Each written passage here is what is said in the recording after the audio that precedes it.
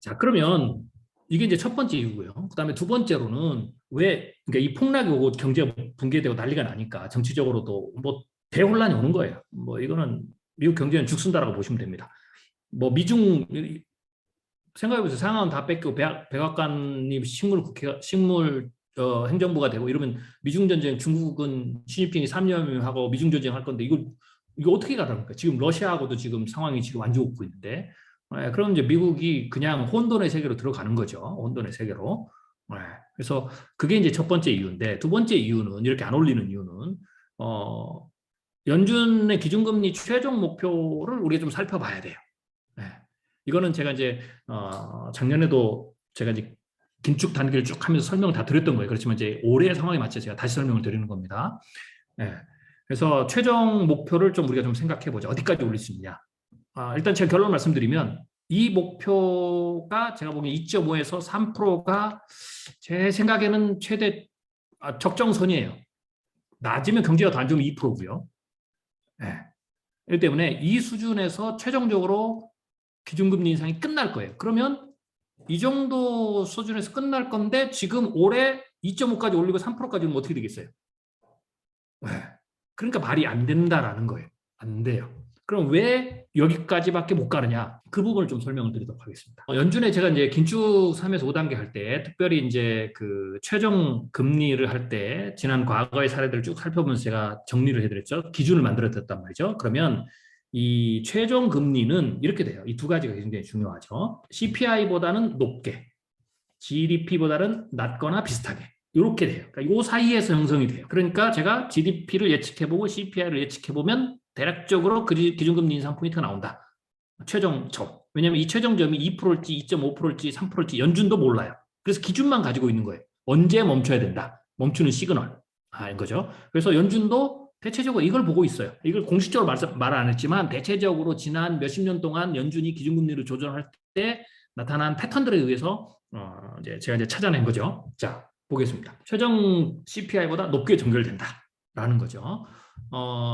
자, 빨간색이 기준금리예요. 빨간색이. 그리고 파란색이 CPI, 근원 인플레이션. 대체적으로 CPI 근원 인플레이션보다 높죠. 기준금리가 최종점이 다 높단 말이죠. 그래서 첫 번째 조건이 뭐냐? 이것도 거의 높죠. 그래서 CPI보다는 높게 종결된다. 그러면 이제 CPI가 마지막 지점. 대체적으로 이번은 기준금리를 2년 플러스 마이너스 기간이 제가 보기에는 기준금리를 올릴 수 있는 마지막 시점이 될 거예요. 요 안에. 그러니까 지금 22년부터 올리면 2023년 3월이죠.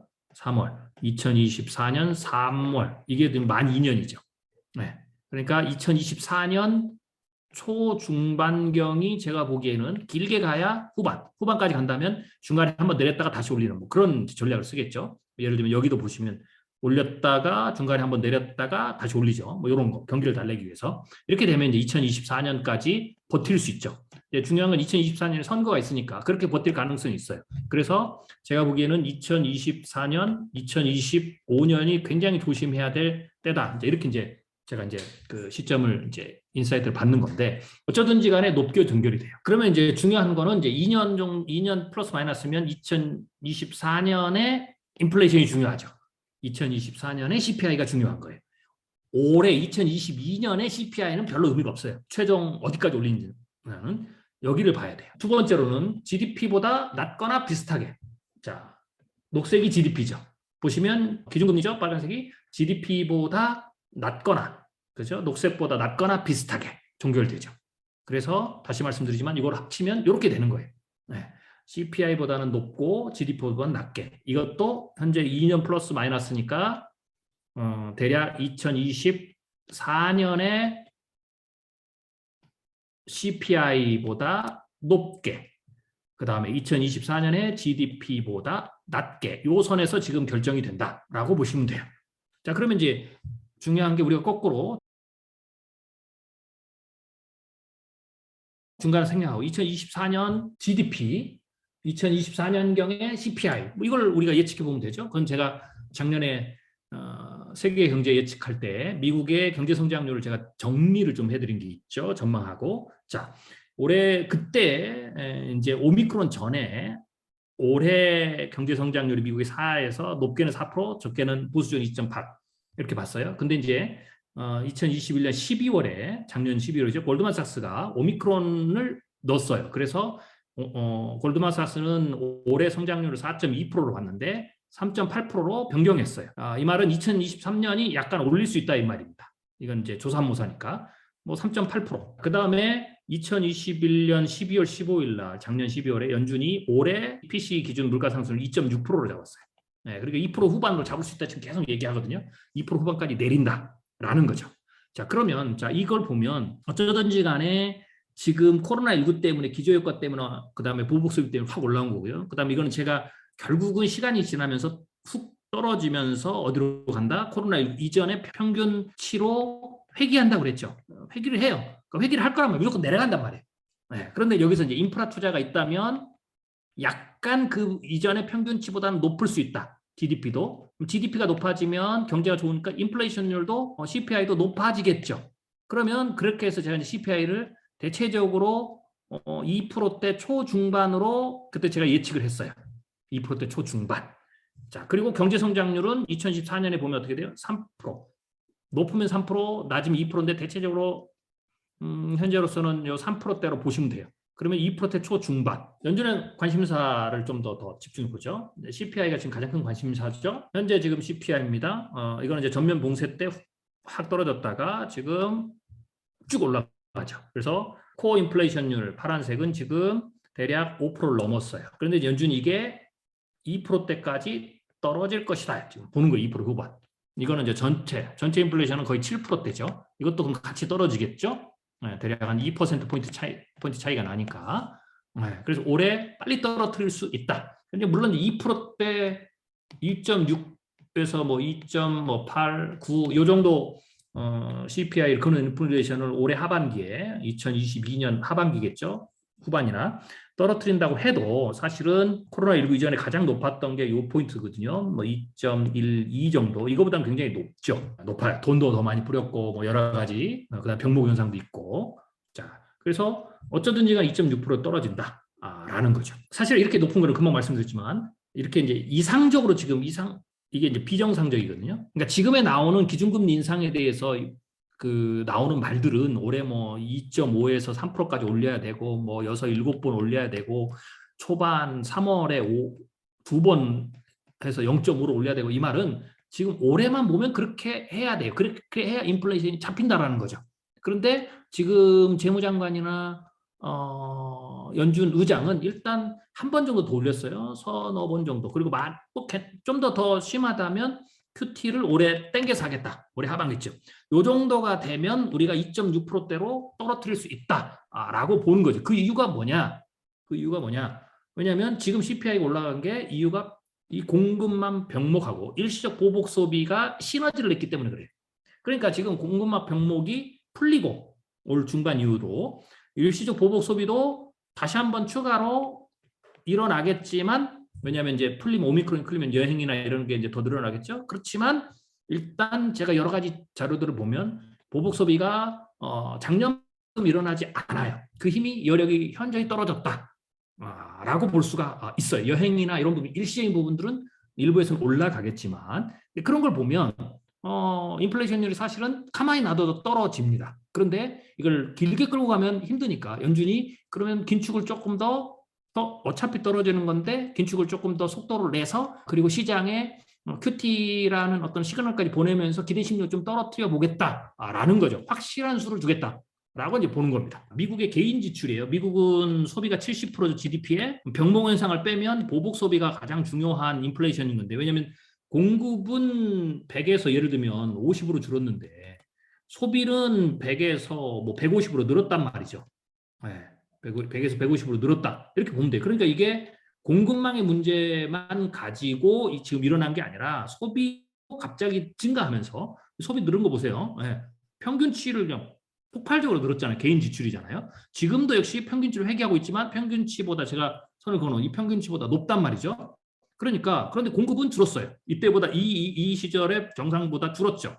당연히 인플레이션이 높아지고 가격이 뛰를 수밖에 없죠. 엄청나게 뛰는 거죠. 그런데 이게 어떻게 돼요? 서서히 공급은 풀리고 소비는 정상으로 돌아가면 그냥 조금의 올해는 그래도 여전히 물가가 높겠지만 코로나19 이전의 평균치로 개인 이렇게 회귀될 수 있다라는 거죠. 네. 그렇게 보는 거예요. 자, 다시 말씀드리면 개인 지출이 지금 빠르게 줄고 있다. 그래서 빠르게 이렇게 준다는 것은 이제 감소보다는 평균치로 빠르게 지금 회복 중이다. 회귀 중이다. 이렇게 보시면 되고요.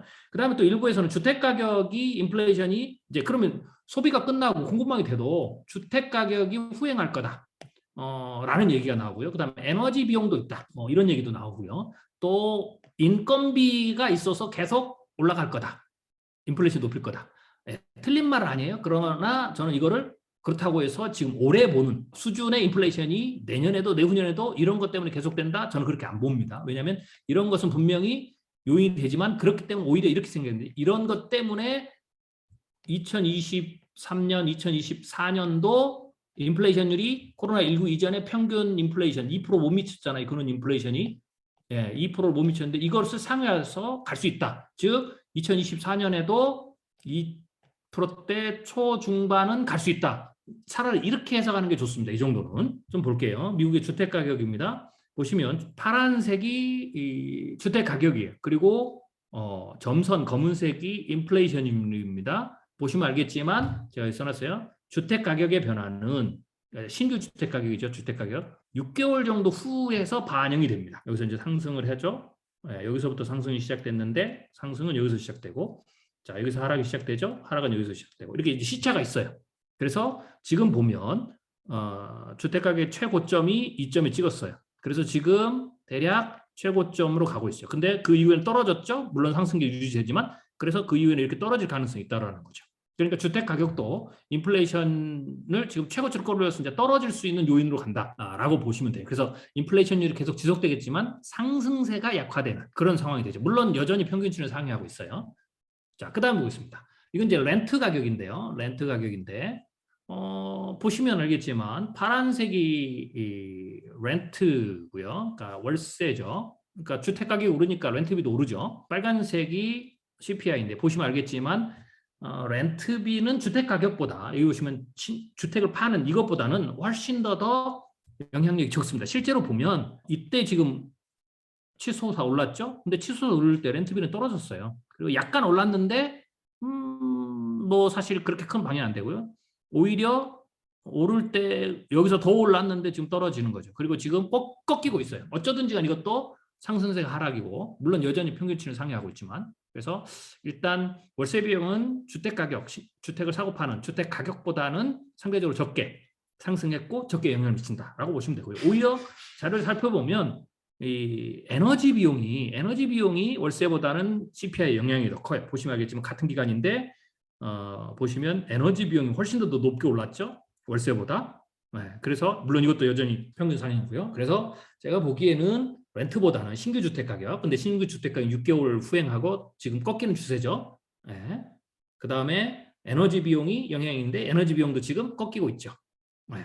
그래서 대체적으로 신규 주택 가격이 영향을 미치는 것과 그리고 이제 기준금리를 올리면 이제 또 거기도 영향을 보겠죠.